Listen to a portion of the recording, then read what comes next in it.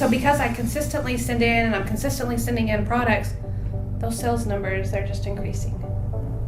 And you can take the money that you make through your profits, either you pocket some, or then what many of our members do is they're growing their businesses. You decide this at whatever level you want. I'm going to reinvest in, because your biggest issue is going to be you can't feed the beast fast enough. Hey there, this is Ann Sieg, founder of the E-Commerce Business School. We just finished a 3-day workshop series, and I'm here now with our Director of Coaching and Training, Brian Cummings. So hey there, Brian. Hello, Ann. And also Candida Lillard, who is one of our certified coaches and trainers. So we wanted to get into a conversation specifically focused on Candida'S growth of her online arbitrage business, because she is an example of success in our program. And we do have a certification program for which we groom up our own trainers internally by virtue of the success they have with our program, and that they have a love and a passion for teaching others. So first of all, you did a phenomenal job teaching and training this weekend. We had huge kudos. Thank you. So that was a lot of fun to see, and many people even asking for more of what you had to offer. So we're thrilled that you've had the level of success that you have through the training system that Brian created. And I want to just give a quick overview for members who they're hearing these terms and what all is this about. So I want you to explain the online arbitrage method, and then we have a course for that. So what is the method of online arbitrage? So online arbitrage is purchasing products from online stores, typically clearance priced products, and comparing those products to Amazon Marketplace, the price there, selling them on Amazon where you make a profit. So it's simply going to online, researching products, purchasing those products when you find they're going to be profitable on Amazon, and then sending them into Amazon. And we use their Amazon's Fulfilled by Amazon program, where they warehouse the products and sell a lot to Amazon Prime customers. I know a lot of you know Amazon Prime. You're probably a Prime customer yourself. So we sell these products to Amazon Prime customers. They get free 2-day shipping. It's a no-brainer for them, no-brainer for us, because these are highly fast-selling, profitable products. Yeah, that's it in a nutshell. And this all fits under our 3 pillars of e-commerce success, which is number 1, generate cash flow. Number 2 is to automate systems. And number 3 is to build assets. And this method, online arbitrage, checks all the boxes, such that in 90 days you can literally have a full business set up with automation in place, cash flow coming in, and now all that you have left to do is scale, all in a 90-day period. So Candida, you have done a phenomenal job of that, and we're so happy and pleased for that, because Brian, you're the prime example as an 11+ year Amazon seller.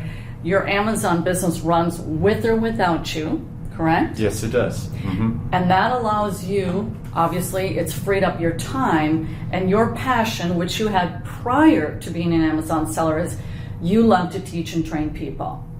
So that's what can happen for you. In this case, it's your passion. As it turns out, we're so glad this happens to be Candida'S passion as well. She could be out on the beach and doing other things, which I think you do as well. I do. But now she has this time freed up.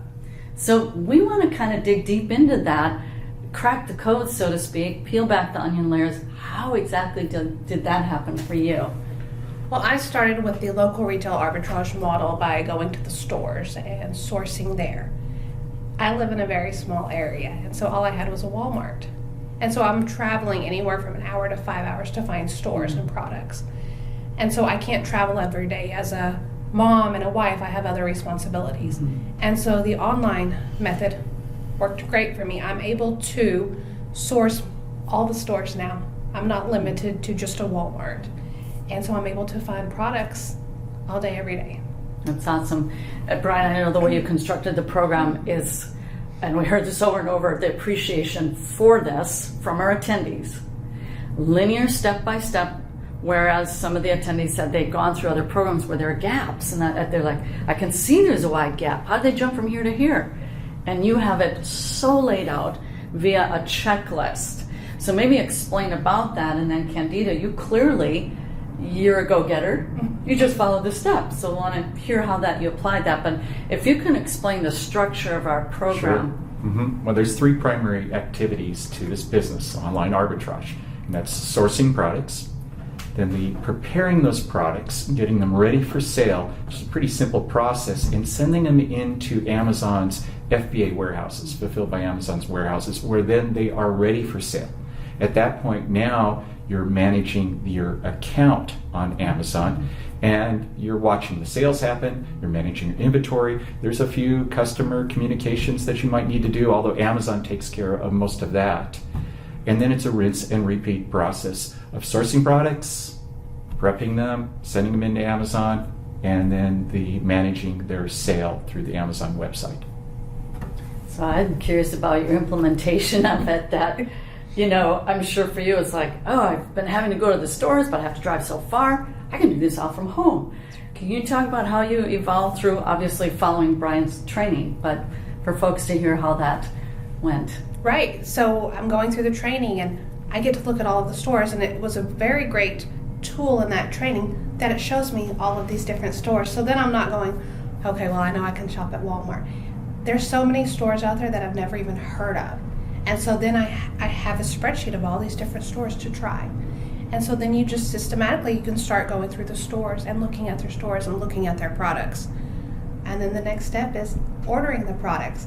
So pretty soon, FedEx and UPS, they're coming to my house every day, and all these boxes are arriving. And it's great because you don't have that issue of not having product. And so then you have all of these products. And my method is once a week, a shipment goes out. So I know during the week, I have to be looking at the stores and ordering products, because on Mondays, a shipment goes out of my house every Monday. Awesome. So you just hit on a key phrase there, because I have had many folks that I've talked to on the phone as they're considering our mentorship program. We call it, it's e-commerce acceleration, is that the big angst that people have, and understandably so. How do I know what to sell? Because they're very legitimately worried or concerned that as they invest into a product, how do I know it's even going to sell? So what I just heard you say is your sourcing issues are done not only for finding products, but products that are profitable and that will sell quickly. And are you able to put in really tight parameters to ensure, I feel good, I feel confident, I found the right products? Is that what it's evolved to for you? Yes, and the training is very specific on what we're looking for. And so I know what to look for when I'm looking at different products. And does it check all the boxes? Okay, all of my boxes are checked. I'm going to order this product. Yeah, and even more so than that, Brian, through your software tool that you created, a sophisticated, highly sophisticated spreadsheet that I know took thousands of hours to create from years of experience. As a highly experienced seller, what are those parameters? Because a lot of people, these 3, but they don't know the deeper nuances of the Amazon space, where now if you don't get this parameter, you could be in trouble. So can you speak to that? I know you have this software tool that you have designed for our students, because checking the boxes, but they light up green, yellow, or red, right? Can you talk about that? Sure. Yeah, so there's about 10 different criteria that you have to follow or check off on the list to find a profitable product.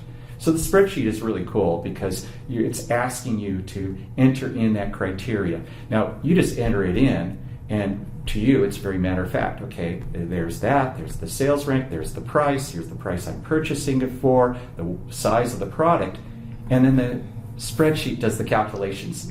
And it's really neat in that it's color-coded. So we have it color-coded by green, yellow, or red. It tells you if this is a popular product, it's going to sell quickly, green, yellow, or red, the net profit margin, the return on investment. And all you have to do is glance at this and see, oh, it's all green there, or maybe a combination of green and yellow, or that one's red. And you can look down and see the products that are consistently green for those 4 items there. Green is good. those are the products that are going to make you the most money and the quickest. So the spreadsheet allows you to evaluate the products very easily. So this speaks to what I was referencing earlier about pillar number 2, which is to automate systems. Because the converse of having this software tool that you have created, and we know hands down it works, right? Yes.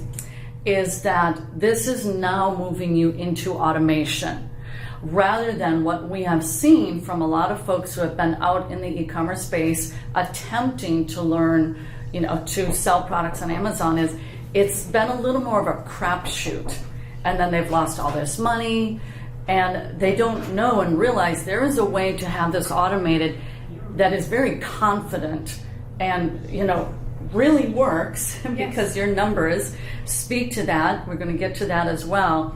But I want to first dive into the next step of automation, and that also leads towards assets, creating assets. Do you continue to work this spreadsheet every day? Like how many hours are we talking about here? Or what's happened with this spreadsheet? What did you do to make your business more automated? I've hired not only 1, but 2 VAs, and they handle the spreadsheet for me. They find the products for me, and then when they found the products, I get the spreadsheet back, and I can look and see what's green, what do I want to order, and all I do is order. And so I've gotten hours back in my day that I didn't have before because I was spending the time. And I think spending the time and learning the process is very important, because it gives you a reality of how many products you can find. And so now when I have someone doing it, I know, are they giving me 100%? Right. You can evaluate it. So you've freed up more time on your business, and now you're becoming more of a non-owner reliant business owner and truly taking on the shape of an owner. That if you've ever read Robert Kiyosaki's book, Cash Flow Quadrant, which is quite an eye-opener, you're either an E, an employee, that might be you right now. You might be an S, which means sole proprietor, and you've got your own business, but you really have a glorified job. Maybe that's resonating with you. You're like, that's me, and I'm working 12, 15 hours a day. Now, Robert Kiyosaki says you don't really arrive as a business owner until you're in the B quadrant. And that's when the business doesn't own you, you own the business. And it runs, this is the real magic, with or without you. And you're evolving through that process, right? We were talking right before the interview. So it's kind of sequentially, and this is in your training, Brian. And by the way, we just interviewed a member who's only been in a little over 90 days, who works full time.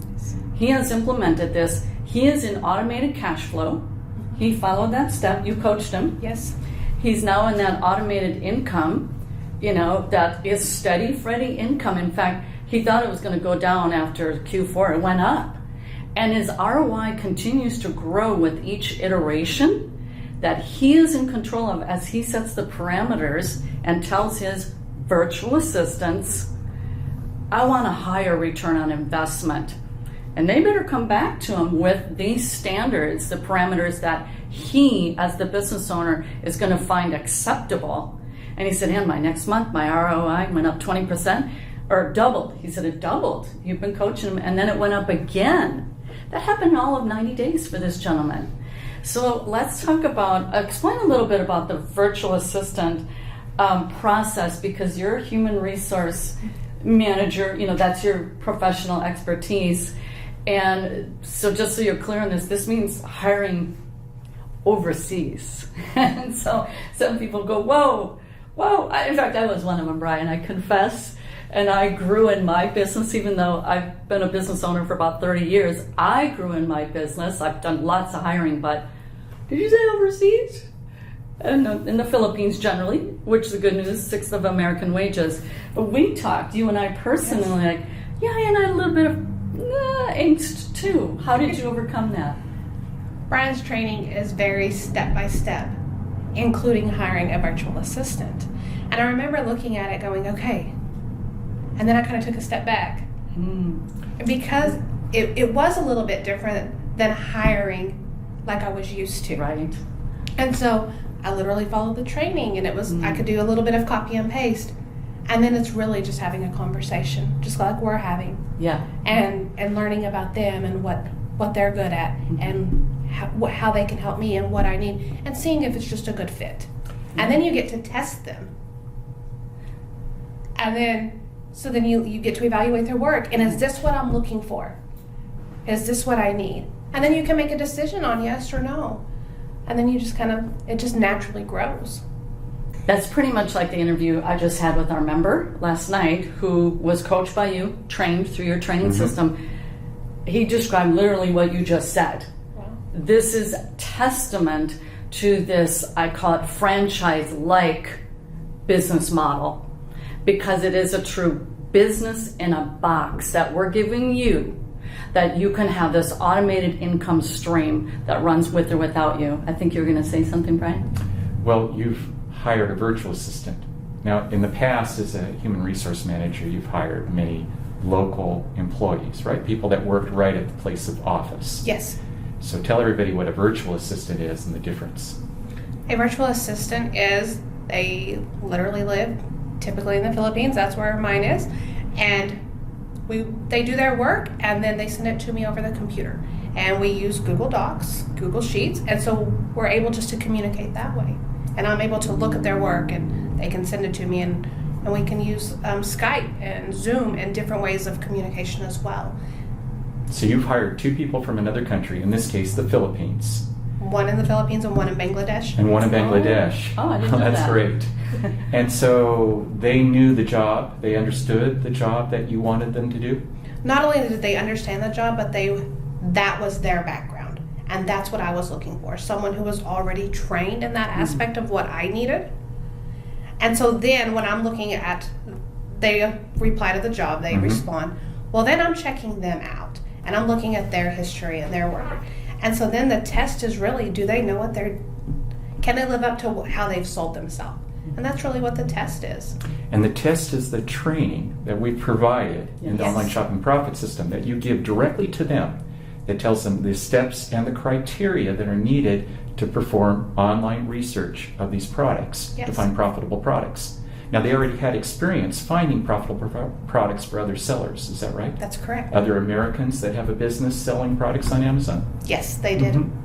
And so then it makes that learning curve for them and for I, as we're going on this journey together, a lot easier, because they know what I'm needing, they've experienced that, and they're able to deliver it. So somebody from the Philippines and somebody from Bangladesh, and you don't speak those languages, do you? No, I don't. So how did you communicate with them? What was that like? They can communicate. They communicate just well. In English? In English. Uh-huh. And every once in a while, it's just a little bit choppy, and it's just the difference in language or the slang that we use. But it's very easy to communicate. It's no difference than talking to someone here. And I know you're not on the phone with them. Describe what that's like on the computer. I think nowadays a lot of people communicate by text naturally, text and Facebook Messenger probably. Oh. And so it's really no different than that. You're just chatting back and forth. Now, do you speak with them or you're just typing? I just type. That's great. Oh. And that's easy. You find that really easy to It's do. very easy. It's no different than texting you or texting you. It's just literally like a text message. And it comes back and forth, and I think really it's just kind of a normal way to communicate these days. And so it's no different than communicating. And they're working for you. You're over here in the States, you're a mom of two, you're a busy mom, and you've got this now automated system working for yourself. I want to talk about the numbers so people can get an idea of the impact this can have on you, whether you're wanting to have a side income, which a lot of the folks who come into our program have that, but I'm going to tell you what quickly happens is when they see that, oh, this works and it works fast, I just might want to kind of widen my expectations here. Over the weekend, I interviewed an emergency room physician. She came in, she wasn't even an entrepreneur, had not a lick of business sense at all, and did $28,000 on the side in sales while working 12-hour shifts. And talked to her, did an interview. She's got a whole nother view for what she initially thought would be just some additional income. So you had said you started with LRA, local retail arbitrage, then started doing online because of the convenience factor. Yes. And I think that was pretty much in this last calendar year. What has it been like scale-wise, numbers-wise, and outcome for you? Scale-wise, now that I have virtual assistants in place, they're looking for the products. So all I do is go in and order. And then one day a week, I prep the products and I ship them into Amazon. So I'm really only one day focused on that part of it. Wow. That's amazing. It really is. And so because I consistently send in and I'm consistently sending in products, those sales numbers, they're just increasing. And you can take the money that you make through your profits, either you pocket some, or then what many of our members do is they're growing their businesses. You decide this or whatever level you want, I'm going to reinvest in, because your biggest issue is going to be you can't feed the beast fast enough. If you want to know what problems are going to be heading your way, number one is you won't be able to keep up with the volume of products that your virtual assistant is sending you. As a business owner, longtime business owner, that's called a good business problem that's the problem I have to solve. They're giving me too many products. And because the reality of the Amazon space, and I want to get to the topic of saturation, so we have that come up and I want to hit that head on, is Amazon is in such massive growth mode. There is no elbowing someone out of the way that, hey, don't take my cheese here. They came in, look at so-and-so came into Amazon is stealing my cheese, my piece of the pie. I know you and I, Brian, have had many conversations about saturation and why with arbitrage, it always remains, it's not an issue. So if you can address that, I still want to get back to your numbers and how it's impacted your life. Okay. Everybody knows about the growth of Amazon. It's in the news all the time. This means that there's more people flocking to Amazon to purchase. I don't recall the exact numbers anymore. You might know that, but how many million users there are, and they're trusting Amazon more to buy daily products for them, everyday products, consumable products that they use again and again. They just go to Amazon and that's where they're doing their shopping. So these are the exact products that we're sourcing from online stores and selling through Amazon, supplying a very hungry market, very hungry buyers on Amazon, and they're very satisfied with these products too. It just continues to grow. The demand continues to grow. So that's very good for us because we just keep feeding the Amazon platform with products as people want to buy more and more. And it is more advantageous, and I believe through our past conversations, Brian, that in the arbitrage model, the uniqueness of it is you have to go find these products that are already selling quickly, and you know this because of your spreadsheet tool, and profitable. So you're just feeding a current demand, and there's more of a quote-unquote limited supply when you're doing arbitrage versus wholesale where others can jump on and there can be a little more of that saturation. They both found the same wholesaler. They can overcome that issue too, but it's more limited. They have to go out and get them to find them, your VAs. Can you speak into that? Yes, you're talking about scarcity. Right, yeah. So when there's a limited supply of products and many buyers for those products, the price remains high for those products. Where if you have a lot of sellers selling that product, then they're competing against each other and the price goes down. Right. That's not the case with arbitrage because we're often selling clearance products. So these products appear all over the world, become available in websites. Mm-hmm. We find them, or our virtual assistants who are experts in this find these products, and then we send them into Amazon because that's the marketplace in which they're selling and it has a high demand. It's a never-ending supply of these clearance products, and therefore we're just finding them, sending them in, meeting the demand on Amazon. Yeah, it's virtually a non-issue. People have brought it up in conversations, and it's because the way this model is the way it exists is that it can't tap out. We have, for example, where a mother-daughter team, they go in, now this is for local retail arbitrage, they go into the same store, they come back at the register, and they each have completely different basketfuls, shopping carts full of products. They're not competing against each other.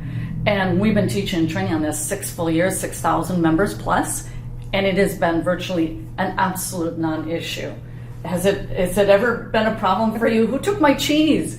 Or do you see it, man, what does next year look like with the numbers you've had? No, and I have a really good tribe and a mastermind, and we share product finds. When we find products that are working and are profitable, we share those. We're not worried about that competition. We're just trying to help each other succeed. Wow, that speaks to it, because normally in business, and you know this, holding close to the vest, I don't want you to steal my cheese, and you're sharing that with this is a tight mastermind group that you're in, and that's how to build your business as well. So that speaks to the truth of what we're saying. Okay, so this past year you implemented, how did your numbers go in terms of total sales volume?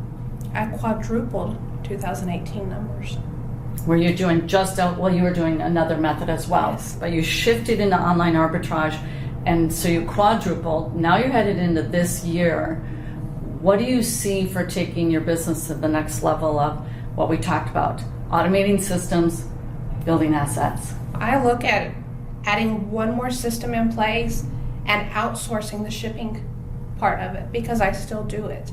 And so now a system's going to be put into place where someone else gets to do that part for me.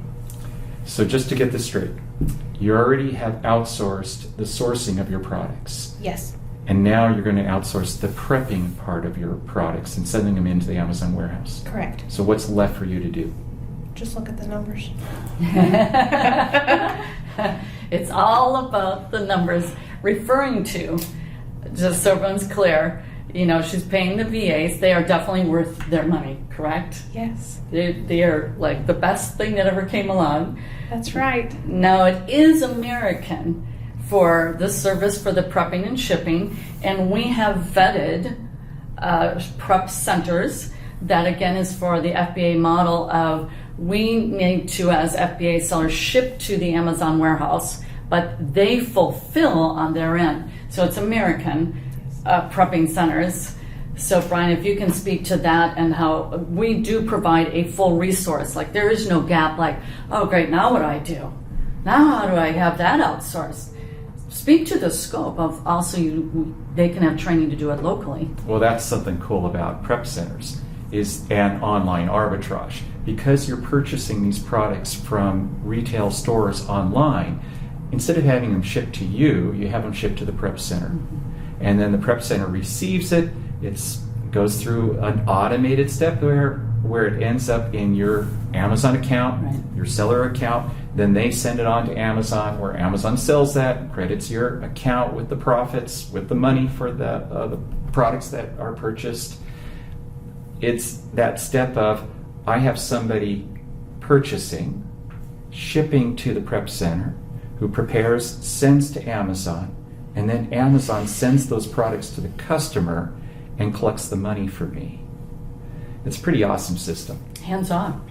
Absolutely. And then, but you did say at the beginning, those 3 steps, and the last one is to manage your inventory. But whoops, is Candida going to be stuck managing inventory forever, or what happens with that piece? What's your plan there, Candida?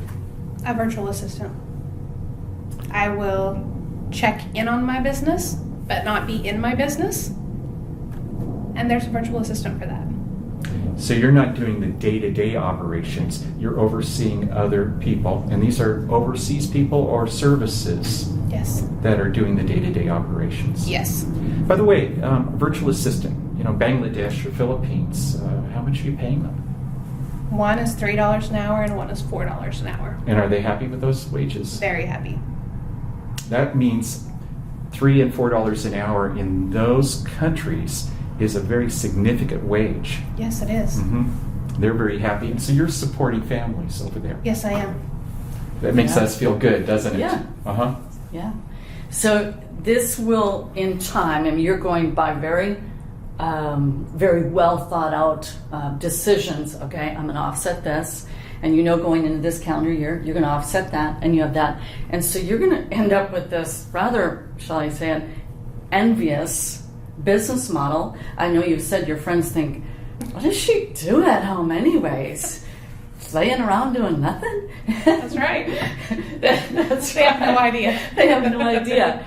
I want to ask, because you know this is as good as going to be done. It's just completing the steps. What comes after this? What's the vision of your business, knowing, man, I got this dialed in. It's an automated system. What do you have aspirations beyond? Right now, I've been building my foundation, and I wanted a solid foundation. And then if any issues arise, if a virtual assistant has an issue or any issues, I know how to fix it. And so I'm able to do that. But these systems are in place, these building blocks, my Lego, I'm building my little pyramid here.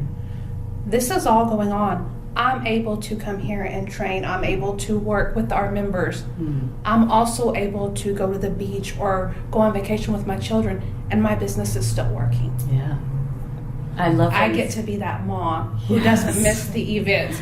I'm the PTO president. That requires a lot of time. Wow. But my business is still working. Yeah. And I get to be involved. I'm not missing those significant life events. Well said. Those significant life events as a parent. I raised 3 sons, so I can relate to this, of that angst of regret that I was too busy. You know, we've spoke to several members who are doing 10-hour-a-day jobs. You know, the ER gal, 12 hours. A gentleman who quit in his full-time job working night shift, 12 hours a day, was able to quit in 2 months' time working our program. He's now home with his children. No regrets, age 26. Ages 1 and 5, and we brought a father home. We've got a mother home. You had done a previous business. I did. Run a roller rink business, correct? Yes. Did that involve a fair amount of time? What I thought was going to be a weekend job, fun job, it turned into 7 days a week. A fun job. You shared some of the nightmare stories with me. I know, it was supposed to be just a fun weekend job. I could still be home. And it ended up being I was gone all of the time. Wow. And my daughter was, 1 and 2 at this time. And so it got to be very hard. Yeah. But now I'm home all the time. And recently I had a goal chart on my wall. It was just taped to the wall, the thermometer. And I was working towards 100,000 in sales. And so every time I would, hit, I was coloring it off. Nothing's really said. My husband knew what I was doing, and he would check. I didn't realize until I got 80,000. She's watching. Oh, Mommy, are you going to win? Wow. Mommy, how close are you? She didn't really understand what it was for. Right. She just knew that was the goal, and she could see it getting colored in. Wow. And when that number was reached, Wow. she was just as excited. And she's going, what did we win? Like, I know this is huge. What did we win? That's amazing. And so all this time I'm just, and I look at the numbers. Yeah. I have a chalkboard above my desk with 2018 numbers, 2019. So at a glance, I can see where I'm at. Right. I can check and adjust. What do I need to change? That's so beautiful. She's watching. She's watching. As a 5-year-old, how old is She's she? 5. 5 years She's old. watching. Watching Mama do her thing and become successful so Mommy can be with me more. That's right. That's Absolutely. awesome. Wow, I'm so impressed. What did you say the growth was? Did you say triple or quadruple? Quadrupled. Quadruple.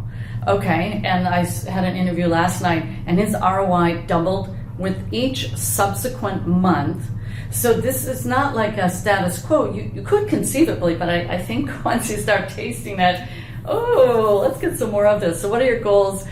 I'm just curious. Quadrupled did you expect you were going to quadruple, by the way? What did you think? I did really going in because this was the year I was focusing on cash flow. That was the focus. That was the focus. So you watched your cash flow increase. It was your goal to increase your cash flow at least 4 times. Yes. While you were increasing that cash flow, you implemented systems into your business to scale that business, right? So Yes. that cash flow would grow. Correct. Along with those systems, you've added employees to operate those systems. Yes. Now you're adding assets to your business. So at this point, from the viewpoint of a business owner, remember we talked about the cash flow quadrant, Robert Kiyosaki, about being an employee, self-employed, business owner. And moving into that role of business owner, what you're seeing is, I have a system to produce cash flow. And then I have team players, team members Yes. who operate those systems. And for me as a business manager, instead of working in my business, I now work on my business, creating more systems, adding more team players, instituting more software or other players Yes. in my team to make my business grow even more. Correct. So I've been working on my foundation, and I've got the cash flow system in place, and I've been able to generate the cash flow. And now I've added in team members to work on the systems that are already in place. That's part of my foundation. Right. And so as we continue to grow, now I have one more piece to offset. So that'll be the goal this year, is to offset that. Add in one more team member. Ultimately, it will be, I literally just look at the numbers. I check in on it because I have that team in place to work my business for me. So if you have cash flow, you have systems, you have assets like team members, Yes. that whole system in place for a non-owner reliant business, do you think that there might be somebody that might want to purchase your business? Have you given that any thought? I have thought about that because then I'm giving it to them. They get to just check in on it at that point. It's not a job for them. Right. It's an investment It's for an them. investment. It's an investment, exactly. People read the P&L, profit loss statement, and that a true, business owner is wanting to buy a business. They're going to evaluate that, the numbers, then look at the assets, because they don't want to come in and build a business. They want a ready-made business that will run on autopilot and be an investment. If you ever watch the Shark Tank, they're looking for wise use of their money. Put that money in. Oh, it's going to give me this return. The numbers are already proven. I don't have to. This lady did all the work, and that's what they're paying you for, is the work that you put in it to get it to here. That's the value and the return that they can then expect on a regular annual basis. And even they're going to look at your continual growth projections because of what you put into your team. Or you may just want to keep it and go, pulling in $700,000 a year now, I think we're good. Right. Yeah. And I get to make that decision when that time comes. Mm-hmm. Right now, I'm building it. I'm getting everything in place. And then I can look at it. Do I want to keep it? Do I want to sell it? How is it working for me in that season of life? Yeah. You have that choice. So you can build for legacy or you can build to sell. So I want to thank you for joining us in this spectacular interview with Candida. And we're just so thrilled by her progress in her business that she is now teaching and mentoring our students. The one that I interviewed last night is being mentored by you. His results are absolutely phenomenal. Regardless of that big dream, you've got to build a foundation. You have to have a business that has cash flow. If you need more cash, go out and source some more. Shove those products into Amazon. What's going to spit out the other end is profit. It's that simple, isn't it? Then they start looking at it as, this really is a system. So how can I add more to my system? How can I start to scale this? That's why this is so integral, each pillar leading up sequentially to that long-term reliable business. These are the real assets then that somebody who wants to buy a business, this is what they look for. This is the brand launcher, the career launcher, the income launcher. It's a beautiful thing. How many of you are interested in selling your business? Build it to sell, make a profit. They can learn and master this skill and then turn around and do it multiple times over. Yes, you can make $1 million just selling on Amazon alone.